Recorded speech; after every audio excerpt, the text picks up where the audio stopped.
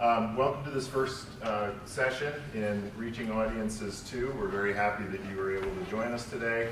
And what I'm going to be doing is introducing each of the speakers, each of the distinguished panelists that we have participating on this academic panel. And we'll be starting with Dr. Alan Albaran, who is professor and chair in the Department of Media Arts at the University of North Texas in Denton.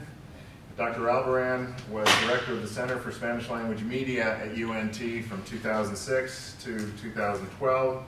His BA and his MA degrees are from Marshall University, and his PhD is from The Ohio State University.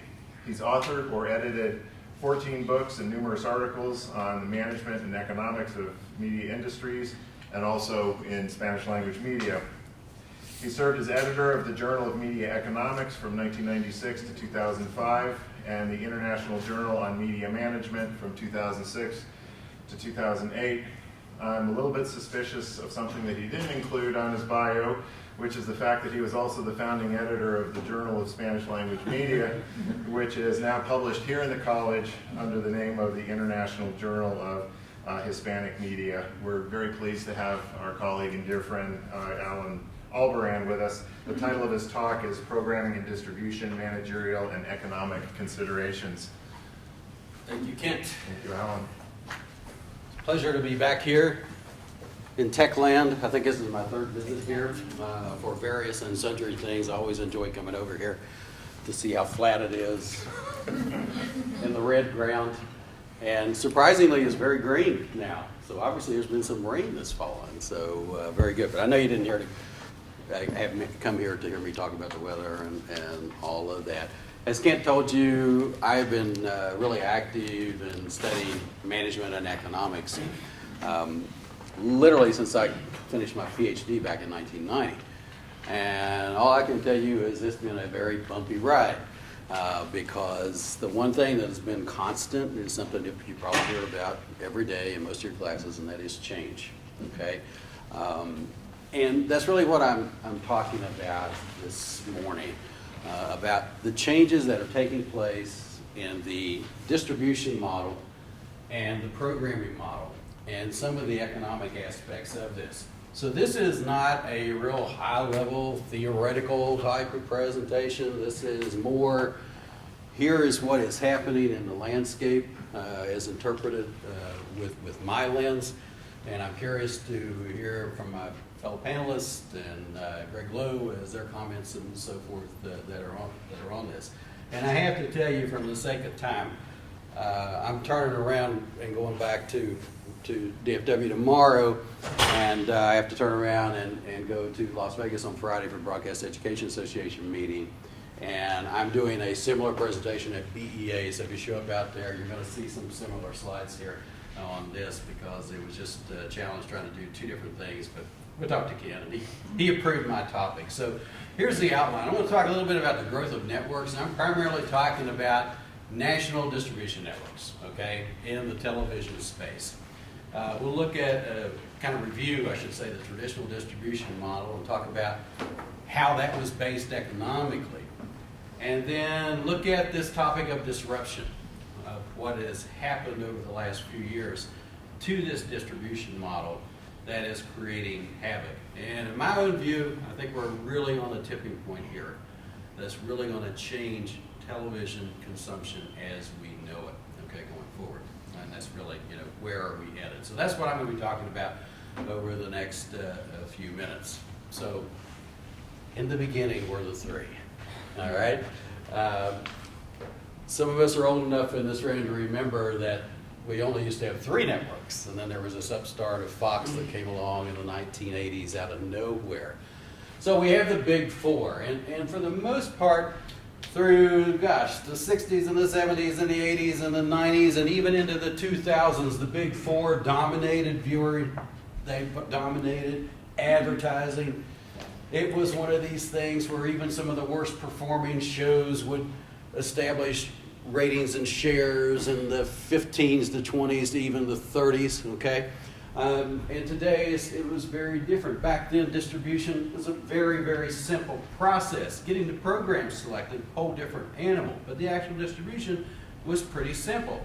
And if we think about this from, if you're one of these networks, if you're a national player, all right, what are your goals? What are you trying to accomplish in your distribution strategy? Well, first of all, you want to clear that schedule. Your goal is to reach 100% of the U.S. television households. So how many U.S. television households are there right now, 2015? Who knows? Who's got an approximate idea? I'm sure you talked about this in your classes, right? I'll give you a clue. It's over 100 million. I think it's about 117 million, okay? 117 million TV households in the United States. So if you're ABC, CBS, NBC, or for that matter, pick your favorite channel, right? TNT, HGTV, MTV. You want to reach as many of those 117 million households as is possible. And able to support that economic base, the networks will sell, or they try to sell, about 4/5, 9/10 of their advertising, what's called the upfront market. Typically, the upfront market happens anytime starting about now through the midsummer period, okay? And they would try to sell as much of that advertising as possible. They would lock in those rates and so forth. Whatever would be left over, there would be called this scatter market. And so advertisers could buy time in this scatter market as a way to sort of like come in late, okay? And the strategy from a programming standpoint was the ability to have your best programs, your hits, okay? So you would get your hits and then lead in to support other new programs. So it was very conscious about scheduling strategies, okay? And we have strategies like the lead-in television program to start prime time. Or if you didn't have a strong schedule, maybe you would start at a midpoint and use like what would be called, what traditionally has been called a tentpole type strategy or whatever, okay? But still, the same goal is to reach these households. And then of course, one of your management challenges, you have to evaluate the programming. How is it doing? How is it performing?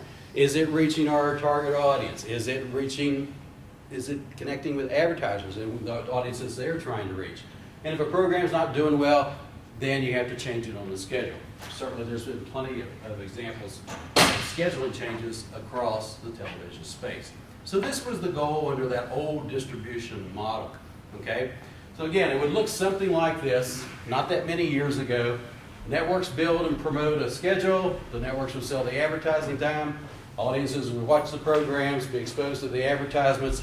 Hopefully then when they're consuming things, whether it's fast food or clothing or cars or beer, whatever, then that would ultimately start to flow back in terms of an ROI for the advertising, okay? And again, this was our model that lasted for decades and things worked well.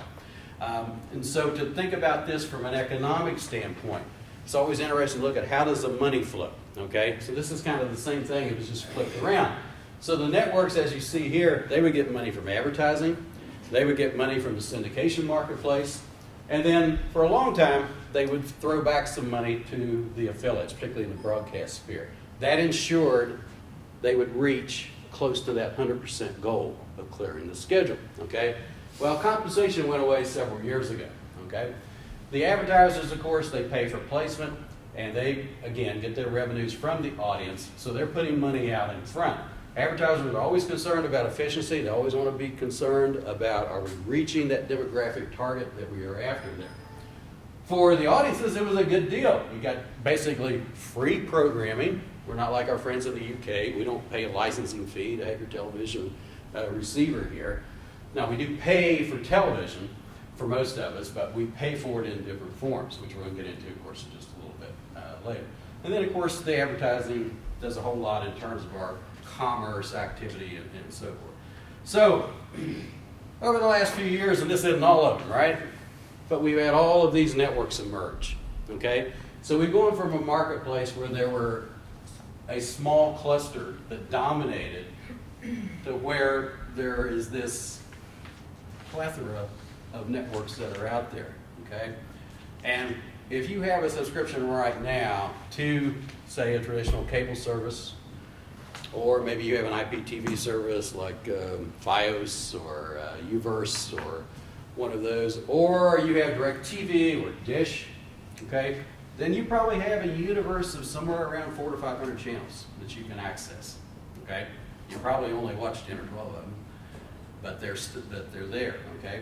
And you get a lot out of this. So this disruption has really affected this model and really affected the ability of programmers to capture those households, okay? So what's been some of the causes of this model? Well, here's just some of them. You can't really single out and say, this is what your problem is. You know, it's like if you got a fever, you go to the doctor may be able to do some tests on you, and they'll say, oh, you looks like you have strep throat. Let's do a test and see, okay? Well, in this case, the strep throat's a whole lot of things. We've had new technologies, all right, the DVR, our mobile devices, which have become like another appendage, right, to us and so forth. YouTube was just the start of the whole online model. And then a lot of new streaming platforms that certainly those of you who are younger in this audience have a lot of experience with. But probably the greatest thing that has helped to fuel the model has been the creation of original content on these alternative platforms, to where now we have these services that are putting out high quality original content that is completely different and original from what you can find on either broadcast networks or what we think of as cable networks. And of course the big thing is the control aspect. The control's now in our hands. So that's great. That's great for us. But for the networks, for those in management who are trying to figure out how to stem this tide, it's a nightmare, okay? So what we have is an evolving economic model that is taking place. And we're not done with this transition yet, but we're starting to see this happening. So I mentioned original content's the key, okay? And I've just put some graphics of some of the shows that are representative there. Now, House of Cards is always the poster child, right? Because that really was the one that started it. Big gamble for Netflix when they took a chance on House of Cards. How many House of Cards fans are in the room, by the way? Okay, all right. I would add myself to that. If you're not, you probably will be someday. It's extremely well done. But these are some of the other programs that are out there, and these are just some examples. Transparent got a lot of buzz at this year's Emmy Awards. That is one of Amazon's series. And then also is a program on Hulu. Bosch, I don't know if you've seen that yet, kind of a gritty police detective original series that's also on Amazon, okay? So this content is multiplying at a rapid pace. There's a lot of money that's being put into content. And to give you an idea of that, borrowed this from my friends at Business Insider. It's a fair use thing. I'm not going to print this. But look at the amount of money that Netflix, HBO, some of these alternative players are putting into the development of original content. That figure is in millions, okay? So for Netflix, they've invested $3 billion into original content, okay?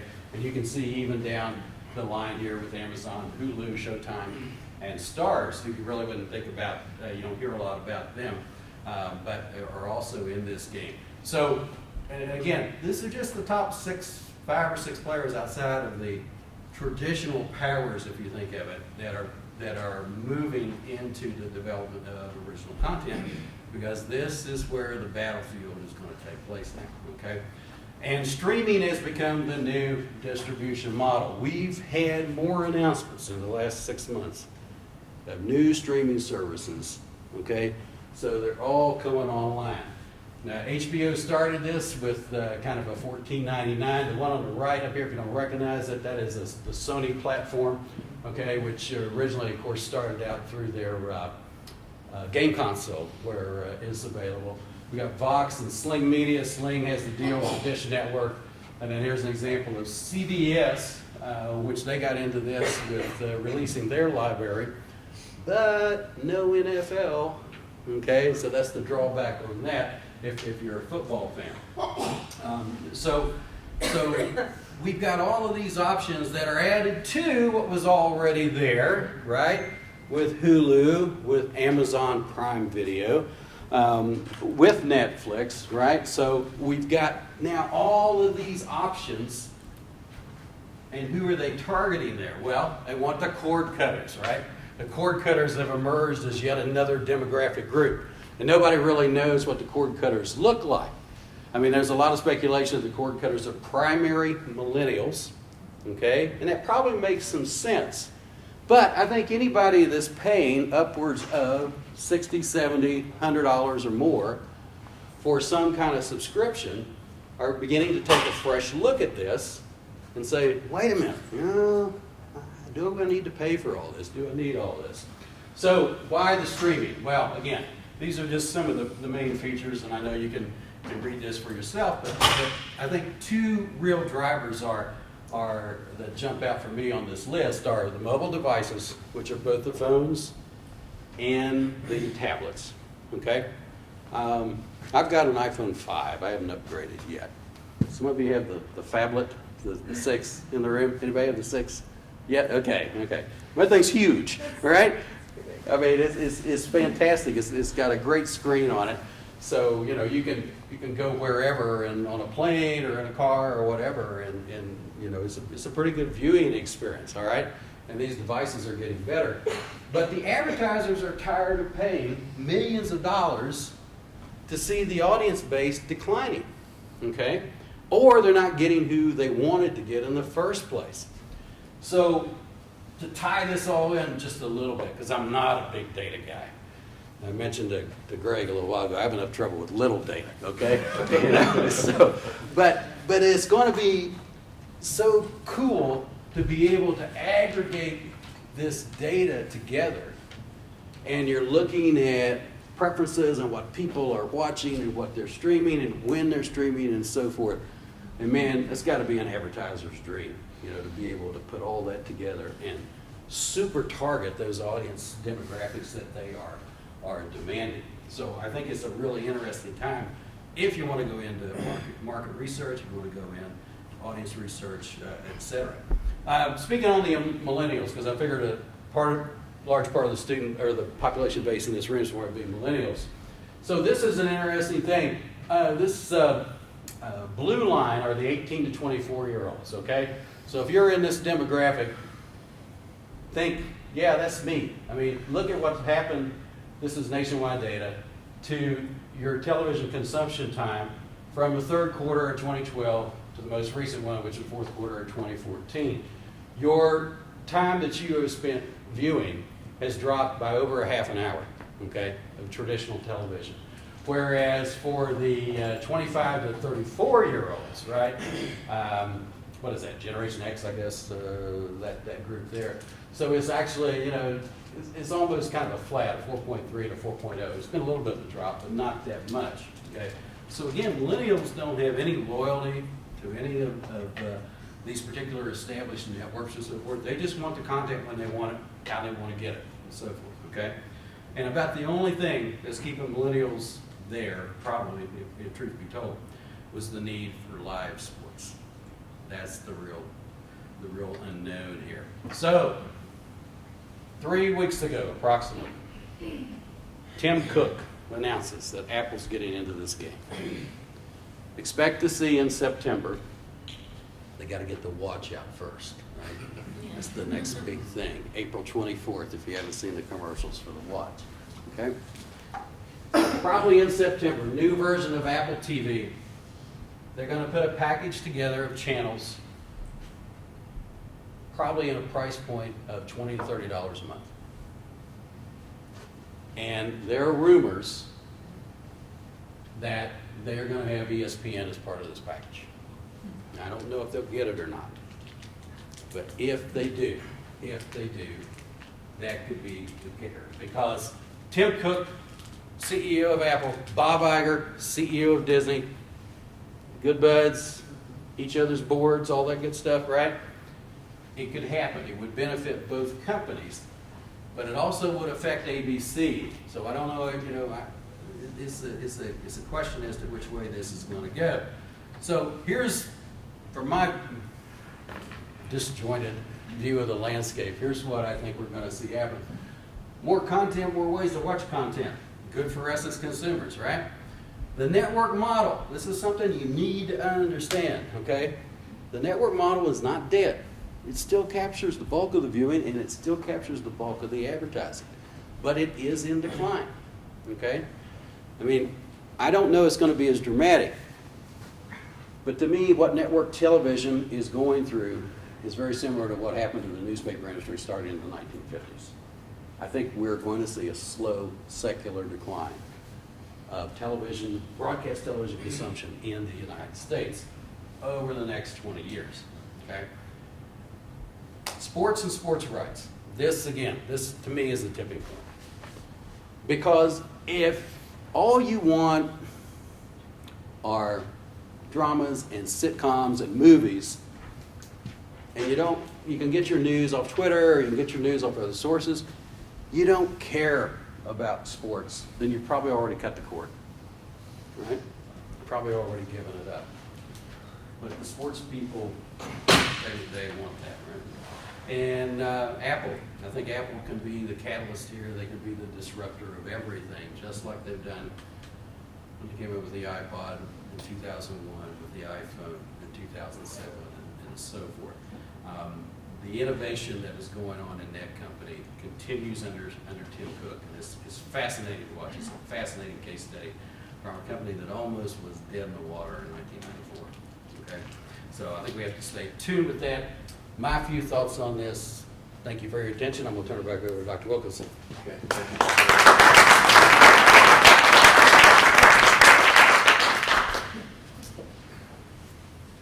Okay, that was a great kickoff presentation. We're going to be hearing from some in-house experts now. That is 3 faculty members who are affiliated here with the College of Media and Communication. We're going to be starting with Dr. Todd Chambers, who I think most of you in the room probably know. He's the Associate Dean for Student Affairs here in the college. He is the former and founding chair of the program in Journalism and Electronic Media. He has his bachelor's and master's degrees from Texas Tech in journalism and telecommunications. He did his PhD at the University of Tennessee, and he teaches courses in our graduate program here in media technology, in social media, and media and politics. So Dr. Chambers is going to be talking about the sports media rights landscape. Fill in the blanks, Todd. And my apologies for not getting here earlier to take care of this.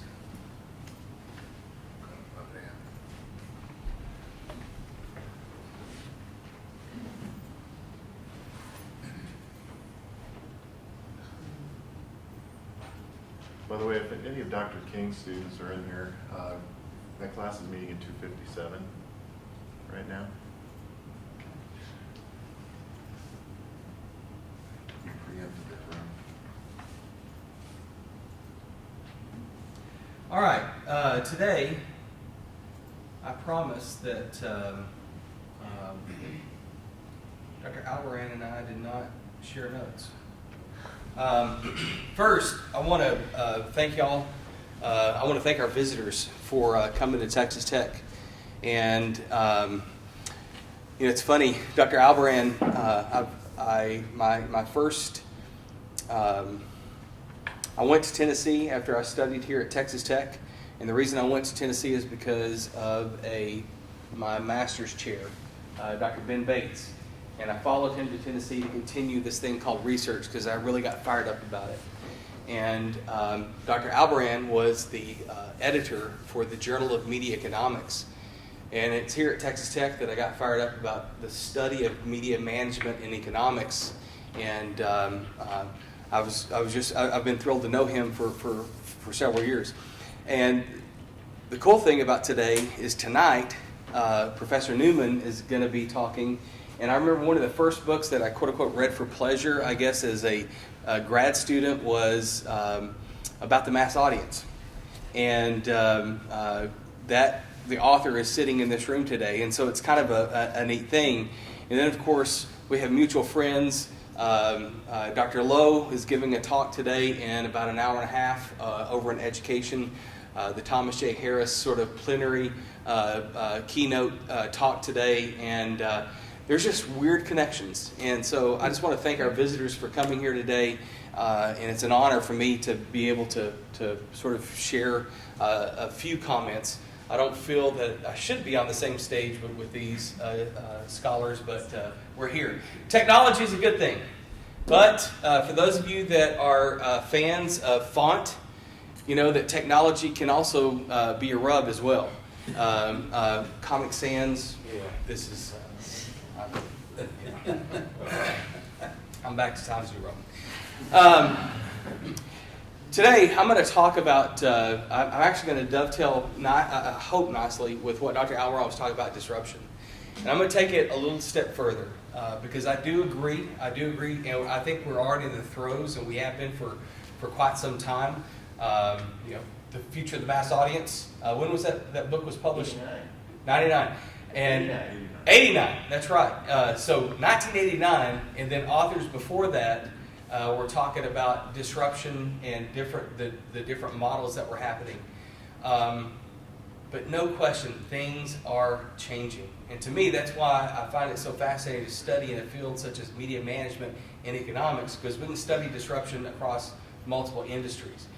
I have been a college football fan for a very, very long time. And I really, as one of the projects that I'm working on is related to the sports media landscape. Because I've been fascinated, and I've been fascinated for quite some time, because my professional career started in radio. And a radio station that I worked for at the time was the flagship station for Texas Tech Athletics. And being the flagship station meant that we were responsible as a radio station to originate the content. In other words, our AM station that was a 50,000 watt station that served a big geographic area, because we were in the panhandle of Texas, was the flagship station. Other stations could grab on because of technology advances. We could throw it through the telephone line. Other stations across the state of Texas and in the region could then pick it up, just like the days when AT&T was building its sort of the blue net, the red and blue networks, and you go back all the way back to history. You think about the network connections. Well, the same thing is happening. You have to have a flagship. You have to have a company that does that. Well, during my time working at that radio station, I had the great misfortune to actually work, and I shouldn't say it like that. He was the reason that I said, grad school is a good place. I think I'm going to go do grad school, because I had a general manager who essentially came in and, I guess, in a way, helped, and he was looking out for the station, because, again, this was another time of economic disruption. He was trying to figure out a way that, because essentially as a flagship station, we just made money off the sale of advertising that we got. We didn't make any money coming from like the university. We didn't make any money from that. And so what he was trying to do is try to capitalize on that. Well, the university was like, no, we are the ones that own the right. We own the rights to our content, to our football, to our basketball. And we were no longer the flagship station. And I'll never forget that time, just being sort of, it started to really make me wonder about rights. Because because again, like I said, I was a huge sports fan, big time college football fan. And I remember back in the 80s and the 70s, 80s for the most part, remembering seeing a logo on the bottom of the screen, Raycom Communications. And then I heard of a company called, when I went to the University of Tennessee, there was another company called Jefferson Pilot. And Raycom and Jefferson Pilot are media companies, but they're also originators. In other words, they actually go to the facilities and they hire the producers and they hire the announcers and they originate the content. In other words, it just doesn't magically happen. You've got to have some company to go in and wire the facility, pay people to do it, and originate that content and actually start somewhere else. So this really got me to thinking back in the 90s as I was starting my career, and then I've always been fascinated from the media economics perspective, and most recently the big TV contracts. Dr. Al Brown was talking about disruption, talking about the potential between an Apple and an ESPN. That could be huge. Many of us are very familiar with the headlines over the last few years. For those of us that come from the SEC, from an SEC school or somewhere like that, or if you follow the Big 12 where we are at Texas Tech, or if you're from the Pac-12, or if you're from the Big 10, we know that the SEC and the Big 10 have their own quote-unquote TV network. We know what is happening with Pac-12 and Big 12 right now, where they're trying to figure out what the next thing is. So today I want to talk about that. And the reason this is important is because what Dr. Al Brown was talking about in terms of sort of the original content, university athletic departments, they have value, no question. A study showed recently that in 1970, for all Division I athletic programs, they basically were making revenues in terms of about $6.5 million. That's not bad for 1970. And that's the median. So for those of you that know statistics, either big data or little data, you know what the median is, right? You know, the median is the middle number. In 2012, that number, the median, the middle, was $56 million. And that's for all Division I programs. So you start thinking about that, that's a big chunk of change. There's half of the places make a lot more than that, and half the places that don't make that much. 2012 was a significant year because in 2012, a company, ESPN, went and they basically bought up the rights to what we just saw this past season, the college football playoff system, right? We know the predecessor of that was the BCS, but of course, from a management and programming perspective, you've got to be strategic and think ahead.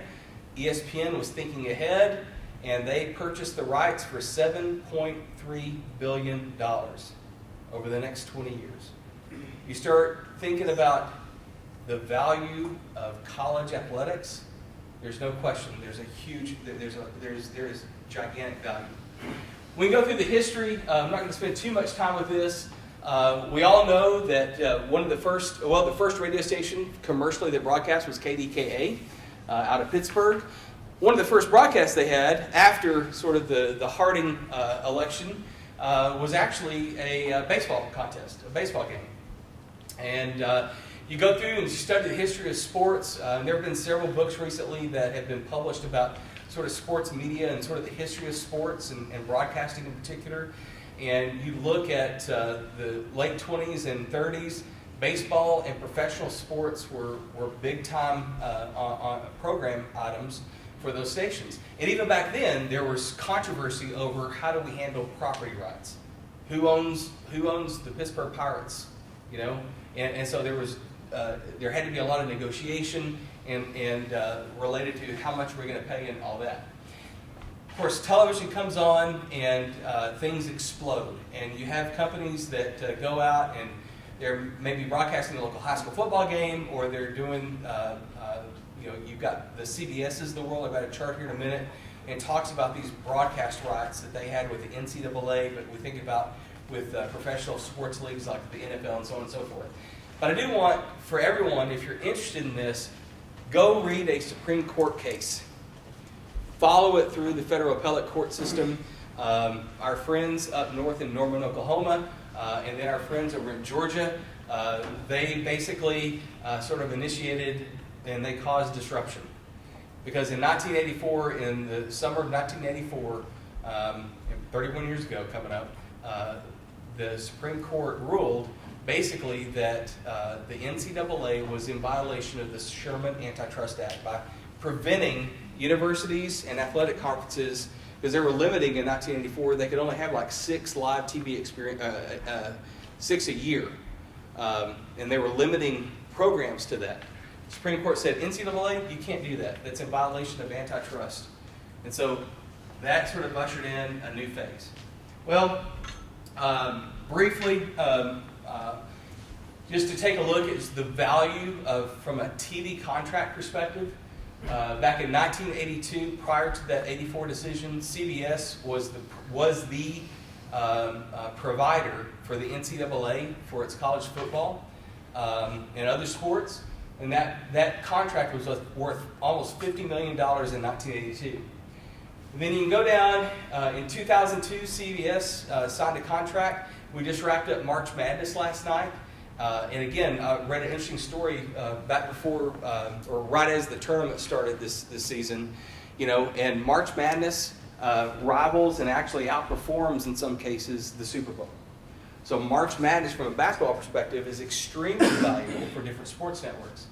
And we know from a disruption perspective, from a programming side of things, we've seen over the last 5 or 6 years that there are different windows of games being broadcast. I remember being frustrated back in the 90s when they would cut out, don't do that. But now then, every game is broadcast somewhere in multiple networks. ESPN obviously is a big time player, and then of course in 2010, CBS and Turner, a $10.8 billion, another multi-year agreement, multi-decade agreement with basically college athletics. So billions of dollars. This goes back to the key question: who owns the rights?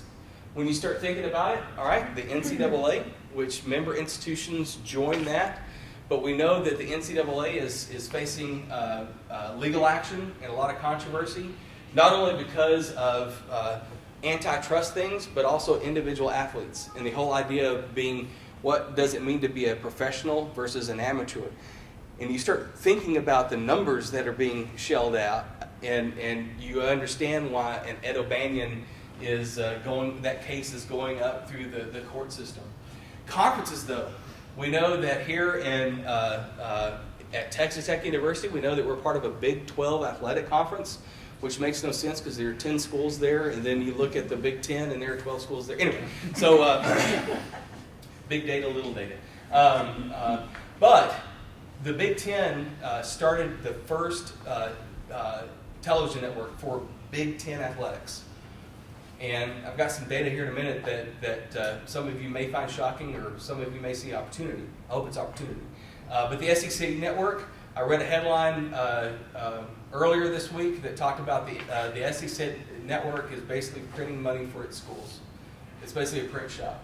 So you start looking at this, and you start thinking about the universities, you think about the management, the production cost, and there are two companies that I think, when we go back to what I first started talking about, the reason I started getting interested in this area is it takes some type of company to originate it. It's not magic. Back in the 70s, you had companies like Raycom, but you also had companies like Host Communications.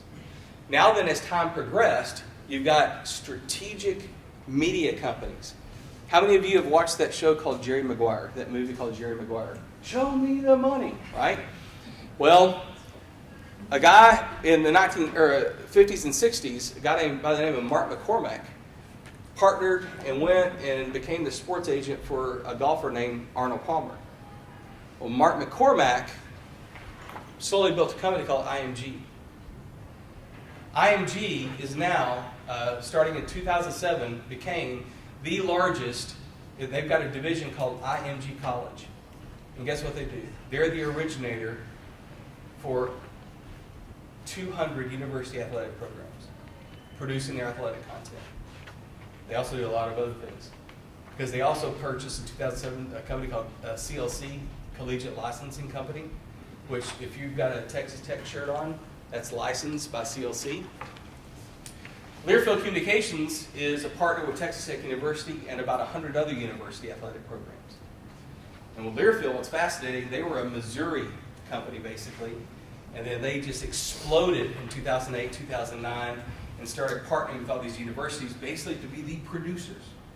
Now, I'm going to quickly, I know I'm almost out of time. This just gives you an idea of what these companies do. I've got some data that I want to share with you real quick. You can just take a look. I've pulled data from all the athletic departments that are Division I schools, and taken a look at their programs, their ticket sales.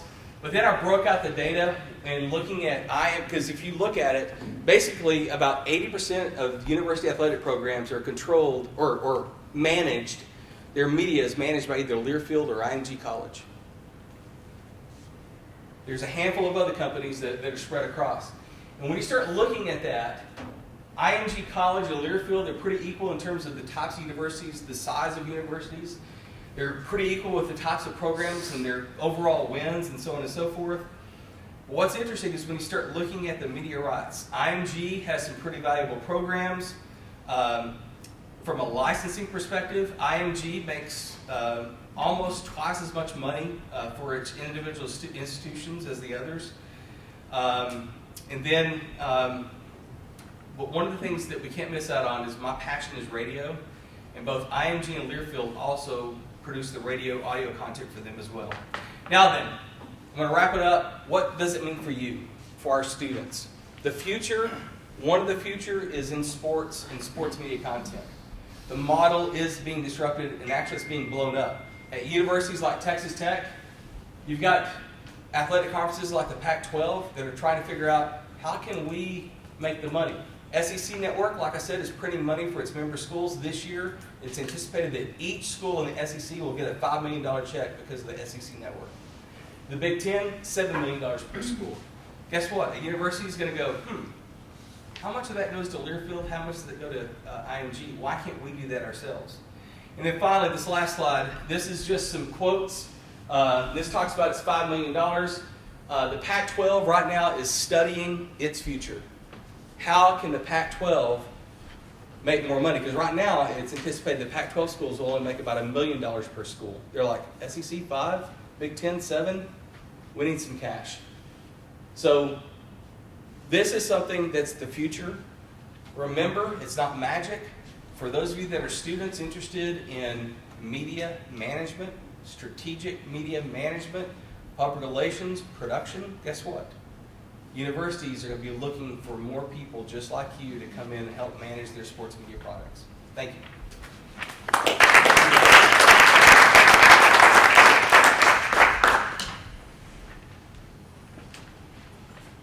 All right. Thank you, Dr. Chambers. Continuing with our in-house talent here, I'd like to introduce Dr. Jeffrey Graybeal, who is an assistant professor in the Media Strategies program here in the College of Media and Communication.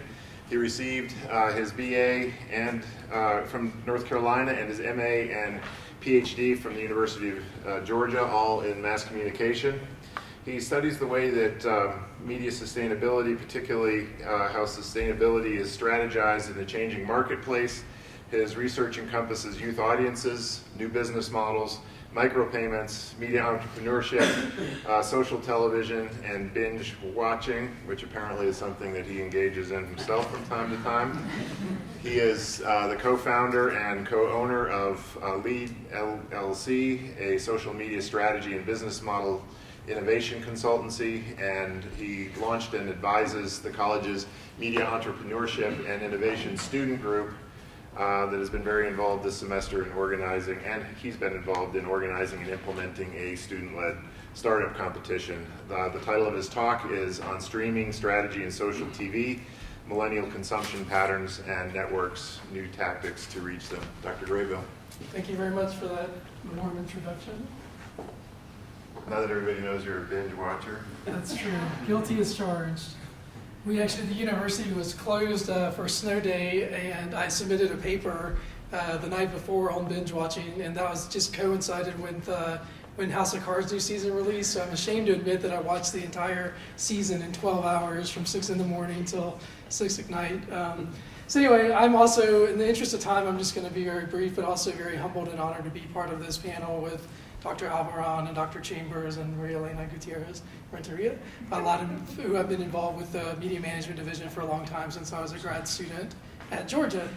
So I also like Dr. Alvaran. This isn't very theoretically driven. It's sort of a mixture of research that I've presented at the Broadcast Education Association and AEJMC, and some research that I'm currently working on. And again, I don't have a whole lot that I'm going to present here because I want to have some time for discussion. But with that, I'll go and get started. So what I really want to focus on is millennials, and I think my conversation will dovetail nicely with Dr. Alvaran's presentation. You'll see a little bit of overlap there. And really what I've focused on in my research is college students, is millennials, because millennials are driving a lot of these changes, particularly when we talk about binge watching and when we talk about social television. And so you see this is 2 years old, but 80% of millennials have binge viewed. And the definition of binge viewing differs depending on how you operationalize it. I think this MarketCast study, and typically the things that you see defined is 3 or more episodes of a single show in a single sitting. So watching the same show 3 episodes in a row or more is what binge watching is.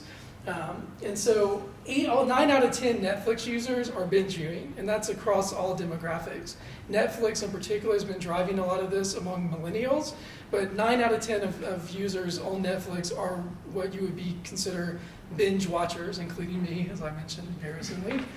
And then I did some research here in the College of Texas Tech, along with some of my colleagues at the University of Hartford, and we asked college students, millennials, particularly about their media consumption. And what we found was that 71% of college students prefer binge watching old episodes of traditional television shows. So that's good news for traditional episodic television and networks. A lot of times the reasons that people are doing these binges may be the start of a new season and they want to catch up on old episodes, and they want to not miss out on the conversation. Their friends are watching the show, there's still that water cooler moment, and they want to know what everyone's talking about with those episodes. Now at the time of data collection, the largest sample for us, 60-some%, this was in fall of 2013 when we were collecting data on this project, were watching Breaking Bad, and that was the last season of Breaking Bad. But as you'll see later, there was TTU did a study, and Breaking Bad is actually the most binge-watched television show of all time, according to this study. But we also found that people were watching some of these new Netflix programs like Orange is the New Black. 1 out of 5 had watched that when we surveyed our college students. And then we found that comedy and drama were the most frequent genres that people were binge watching, which was consistent with what Cha and some others had found for online viewing as well. So we looked at some of these examples. So this kind of sets the framework of how millennials are streaming content and what their interests are. So again, college students in particular are all about that binge viewing, and Netflix was overwhelmingly their preferred mechanism to binge watch. Now there's original programming on Hulu, I watched that, Amazon, I watched that, but for college students it was all about Netflix. And again, like I said earlier, a lot of the reasons they were doing it, binge watching tended to be an isolation aspect, solitary, that they didn't really do with other people. But they did it with social aspects in mind. Again, they didn't want to miss out on that conversation, they wanted to catch up on old episodes of what was taking place. And then these are the shows that they were watching in fall of 2013, 60-some% watched Breaking Bad, and then a fourth of them at least were watching Orange is the New Black, which was very successful. That tends to be popular among younger students or younger viewers with Netflix. It's a Netflix original. All right, so what are some things that networks are doing? What are some advantages? So first of all, with this binge millennial stream, this attitude, you saw a lot of networks and original new content distributors promoting this. So in 2013, Hulu was promoting what they called the Summer Binge-a-thon.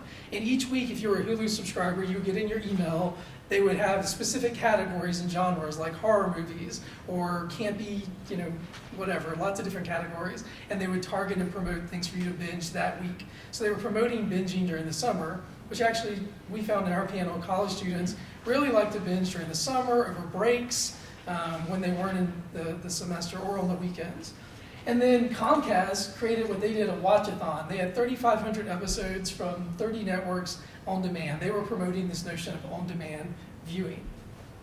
All right, so that taps into binge viewing. So what are some strategies that networks can do to reach millennials? If they want to watch content, when they want to watch it, where they want to watch it, on their own schedule, well, how does social television come into this? Because social television, for the most part, we associate that with real-time viewing, appointment viewing, the way networks have always done things. And so kind of piggybacking on Dr. Alvaron's talk, there's new metrics in which these networks are evaluating. And so Twitter in particular has done research in paired. They have social rankings that they release every week to illustrate that being engaged, having social engagement may lead to greater viewership. There was a study that was done that Twitter did with Fox, and they actually were able to demonstrate that it did lead to increased viewership. So for those of you who don't know, social television is just like it sounds. It's social media meets television. And this study that the folks from Fox and Twitter released in the Journal of Advertising Research this year said that people are tweeting about television 24 hours a day, 7 days a week. So there's always conversation going on Twitter on some show somewhere.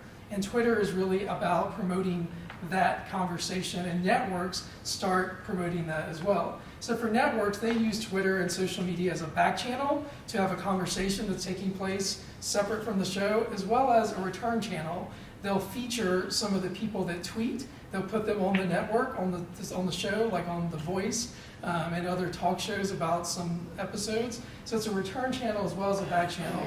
Most social television things take place in real time, but there's also social elements that are asynchronous, particularly on YouTube with teaser trailers, on Facebook. There could be conversation that's taking place about the show after the show aired or before the show aired. So those are some strategies that networks are doing.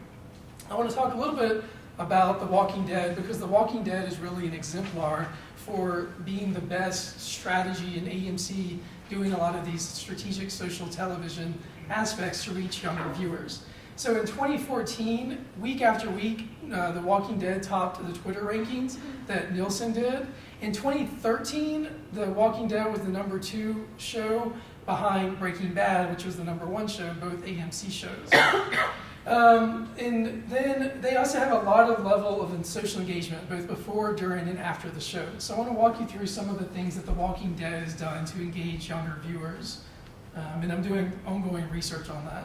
So one, they have a social game that you can play that incorporates social elements. They also have video games. The Walking Dead is a huge brand. There's a tourism industry in real life if you go to Georgia and all these different towns and areas.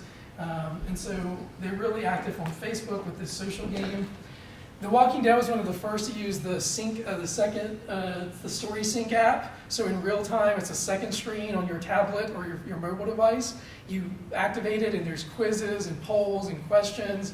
And so you can be engaged with the show while you're watching it in real time. They won a social TV award for this app and their engagement. Walking Dead consistently wins awards for their level of social engagement with the show. Again, really much talked about. The Walking Dead created The Talking Dead, which is a talk show that airs right after The Walking Dead, where they usually have actors that are on the show, other celebrities come on and they talk about, and they have fan interaction. They take tweets, they have real people in the studio where they talk about The Walking Dead, which again continues that conversation for that promoted hashtag. Yeah, I didn't even realize that was a head there. So they're talking about The Talking Dead there. So The Talking Dead as well. Some other elements they do, you see advertisers start to create content specifically aimed at airs when The Walking Dead airs as a commercial that is zombie themed. So this is one example. You've probably seen this commercial.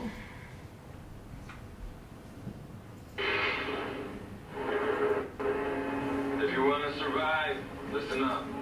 I've killed over 300 zombies. The only reason I've lasted is I live off the land and I know how to fight. And you have one of those.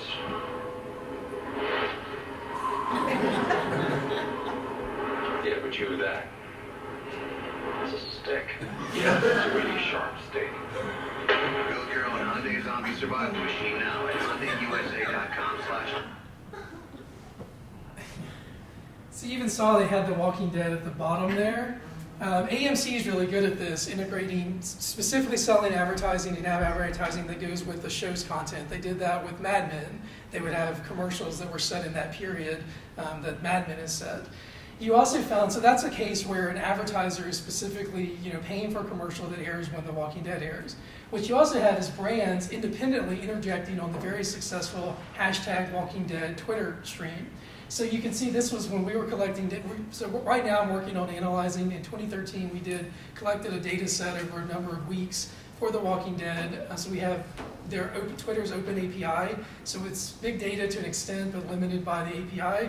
But we have thousands and thousands of tweets with the show, and so we're going through and analyzing some of the messages and who's involved, who's being influential in that conversation. And one of the things we found was, again, Absolute Vodka. They used the Walking Dead hashtag when the show was airing, and they said, brace yourself for the unexpected. And they had a link, and I'll show you that on the next page, what it was.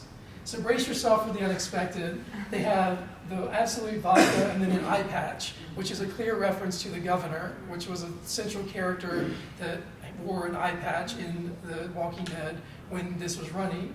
So kind of like that Oreo cookie moment at the Super Bowl, this was an example of a brand getting free publicity, free advertising by interjecting onto the Walking Dead's successful hashtag. So there's lots of opportunities for networks to play to this strength and for advertisers to get their message across by harnessing that social television aspect. So again, some of the things that we're doing now, and again, I don't have data to share with you, but what we're looking at through that data set, we have network analysis piece that looks at the influencers, who's influential in the hub, in the community, and so that's using Node Excel, which is a form of, not to get too analytical, but that's a form of social network analysis. And then we have content analysis where we're analyzing the message strategy, who's having that conversation, and as well as the corporate branding strategy, like you see with that brand there. And just looking at the data, some of the things we found was you have fans interacting on the show. You have Walking Dead affiliates and actors tweeting while the show is taking place. You have actual celebrities, like just random celebrities and entertainers that have nothing to do with the show, but they're fans of the show tweeting about it along with the everyday people. And then you have brands like Absolute interjecting in that conversation as well. So there's a high level of engagement around that television show. And as you saw with that, some of them are using their own hashtags, some of them are using URLs, some of them are linking to added content along with that. And so the other thing we found when looking at it, there was actually a large number of Hispanic viewers. A large number of the tweets are in Spanish. And so we have one of my researchers, one of my student assistants is analyzing those tweets, transcribing them into English. And so that's something that was surprising, that they also had a large Hispanic following. And so that's something that's ongoing right now we're looking at. But we sort of frame this as consumer-centric social engagement because, again, consumers are able to drive the conversation, brands are able to join in on that, and it's engaging people. It's getting millennials to watch in real time as opposed to when and where they want to watch it.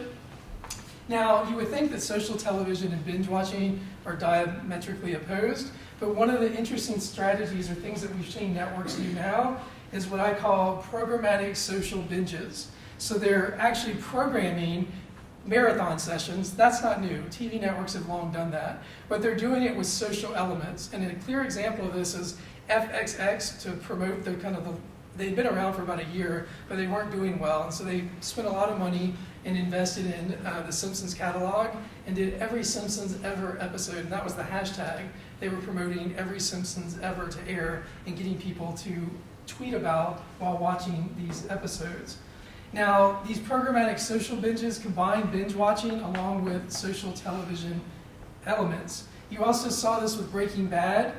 So the season ended in fall of 2013. In fall of 2014, Breaking Bad re-aired every week, multiple episodes. It also had a StorySync app and social television that they were promoting that tweet. So they were encouraging people to watch in real time, a show that had already aired before, if you want to relive that moment, and talk about it with others. So increasingly, I think you'll see more and more of these Breaking Bad type binges where networks are creating these programmed social binges to harness those elements. And then Dr. Alvaran talked about cord cutters or cord shavers, those that don't want to get rid of cable but want to watch it on their own terms. This is Sling, the Dish Network one, which really right now they don't have a lot of demand content. It's mostly real time, but it has that sports element, and it's $20 a month. You can watch that. And then HBO Now, you saw earlier, $14.99 a month. You don't have to subscribe to cable, the authentication model. Even wrestling has their own network now that users can pay $9.99 a month and watch that. And then, of course, to counter that, Netflix is creating their own original programming. Unbreakable Kimmy Schmidt, produced by Tina Fey, was the most recent that they've released that appeals to younger audiences. And so just really quickly, the managerial takeaways are that social television, streaming, and binge watching, and these on-demand, are really part of that greater perspective of disruption. So managers and networks need to think about it as sustainability. This idea of binge watching social television is very different than their traditional practices. And so how they respond to disruption is the strategic process they undergo to address this. So I've shared some strategies with you. Basically, you need new programming strategies like you've seen and new models needed to address this disruption. Thank you for your time.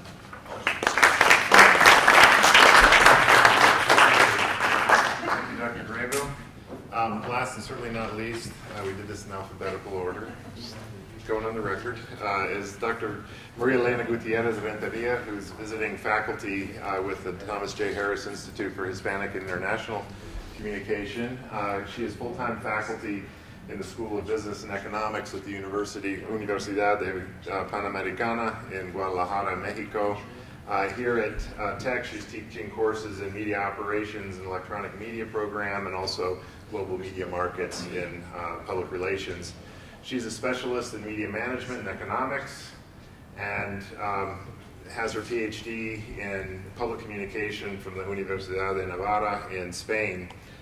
She's also a level 1 member of the Sistema Nacional de Investigadores in Mexico, which is basically the equivalent of our National Science Foundation. Her title this morning for her talk is Challenges and Opportunities for Hispanic Media Leaders Facing Convergence Among Industries in Latino America. Dr. Gutierrez. Thank you, Dr. Henry. I'm very happy to be here with Dr. Albarran, obviously, because he's one of the best professors that I never had. And also as a friend and as a mentor, and because he was helping us in Latin America to develop this area in media management. So we're never going to forget that, Alan. And he was supporting us several projects for people who has been making their PhD in the region, and also spending time with us. And also I would like to say thanks Dr. Wilkinson, because through the Institute, Thomas J. Harris, you are supporting us also, and helping us, and trust in us in Latin America. Okay, now I will try to, thanks for coming, one of my students up here. Most important. I will try to make a very fast presentation. I'm nervous because you are United States, right? And I will try to explain about the situation in Latin America. But I know it's different, the situation here in the United States, but we are following you in some aspects. So taking as a background, digital technologies are also affecting our countries. We know we have been changing the structure of the market in terms of the monopoly to oligopoly structure. We have at this moment different transmedia corporations, Hispanic media corporation that has a strong presence in other markets in Europe and here in the United States also, and they are at this moment competing in a digital environment.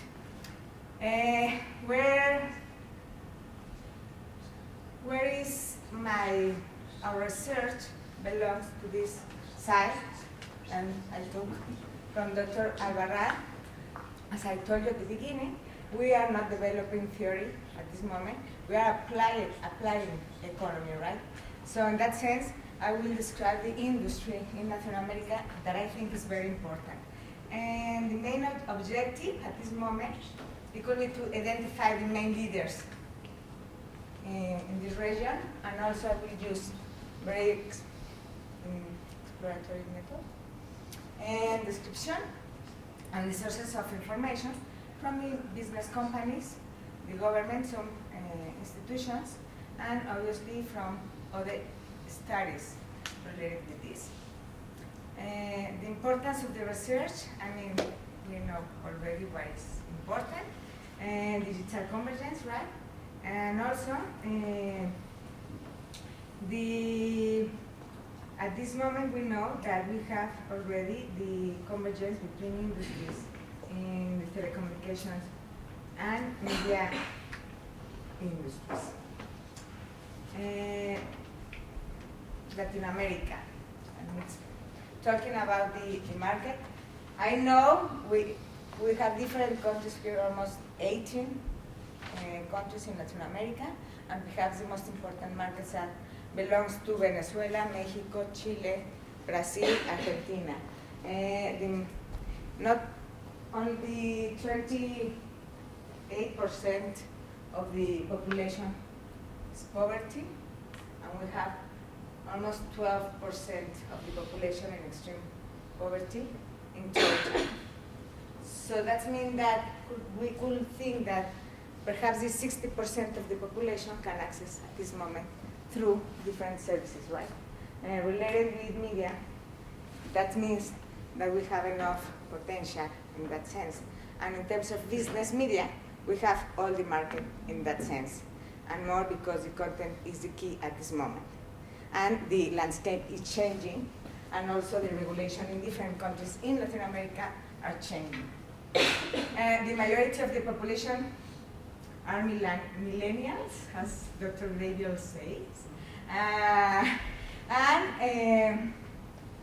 It's very important to say that this youngest population, our youngest population, Hispanics population, we have different habits in consume media, as Dr. Alvaran might support me. And also at this moment we are doing a research, basis in the same research that we made in 2009, related with how the young Hispanics consume media through smartphones. We are supported by the Institute. We are participating in this research Chile, Mexico, United States, and Colombia with Dr. Wilkinson. And our Hispanic audiences. The most important medium at this moment, in terms of advertising and in terms of in consuming, we have, at this moment, television still the most important medium that has the majority of the incomes, and in the majority of the people spend, for instance, in Mexico, around 5 hours watching TV daily, and also we know we spend around 3 hours or more using smartphones. The interesting thing that the majority of the population in Latin America has already a mobile phone, which is very interesting. Right? And I could say more things, but I don't want to. I don't have time. So, what about the most important telecom communication or telecom companies? I know AT&T and Millicom are not Hispanics. Obviously, they are not Hispanics, right? But they want to be in the Hispanic market. Why? At this moment, we the most important countries, they can invest and they have a strong participation over there.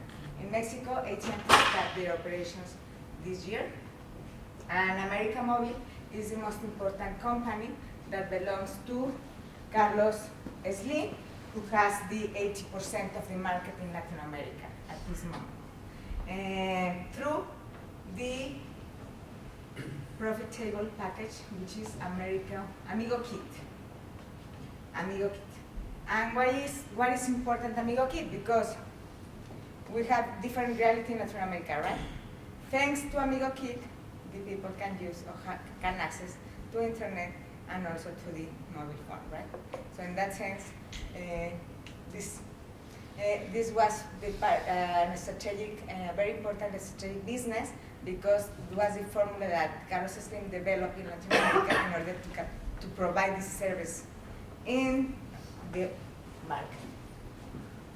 In terms of the content, as you know well, we love drama. In the same way that you love sports.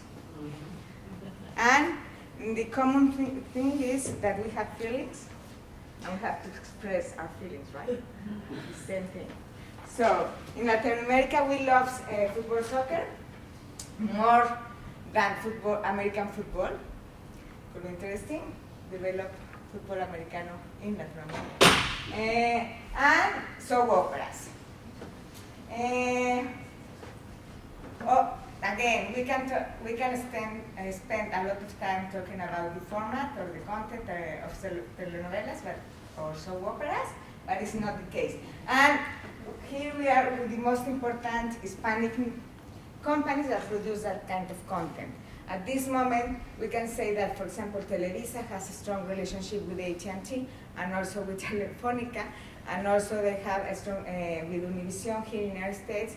Televisión Azteca or has participation, I don't know if that's more, with Azteca America, and also they have a strong relationship with the Globovisión, which is from Grupo Cisneros in Venezuela, and they have a strong relationship also with NBC through Telemundo, right? So all of them are friends. So we have a very, all of them produce telenovelas, all of them produce soap operas, and between them, at this moment, they have a strong relationship through different strategic alliances. So at this moment, they are the main leaders in the country, and it's important because remember that we are Latin America, and some of our culture has enough influence here in your culture, right? Thank you very much.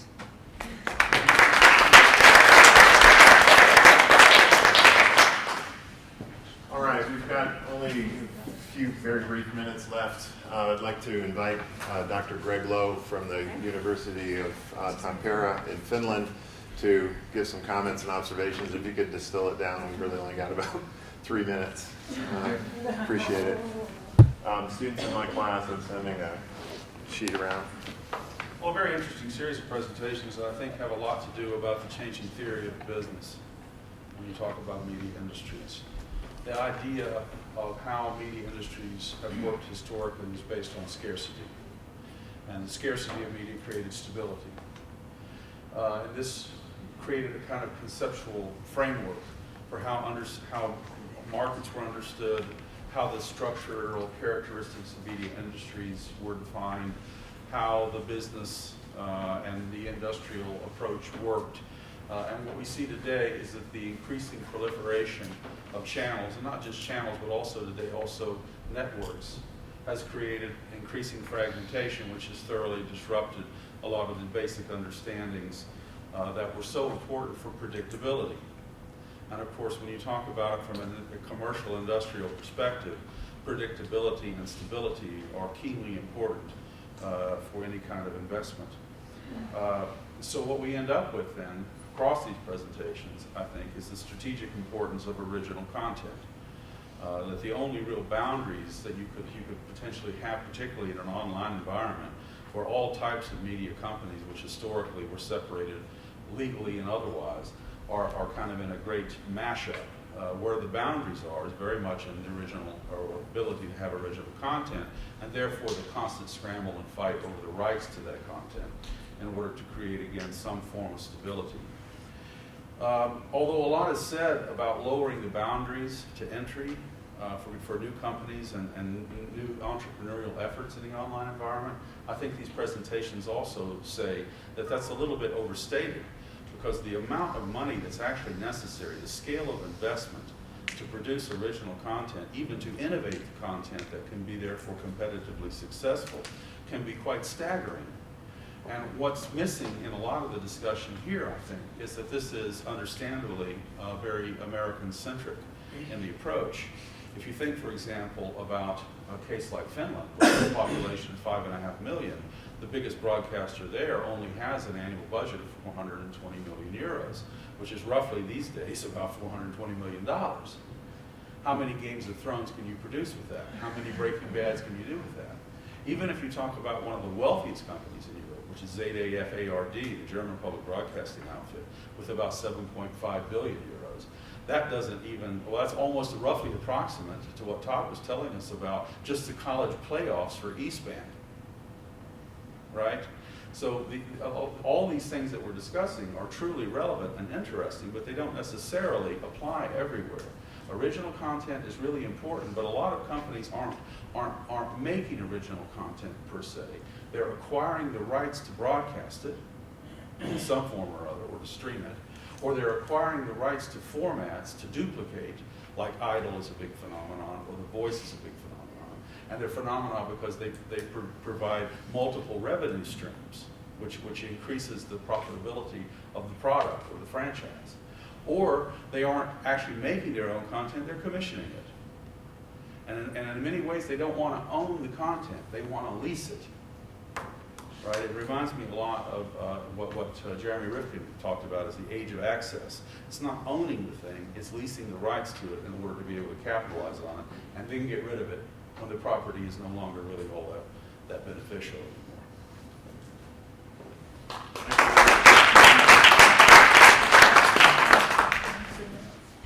I apologize that there was not time for Q&A with the audience. That was not the intent, but we did run over a little bit.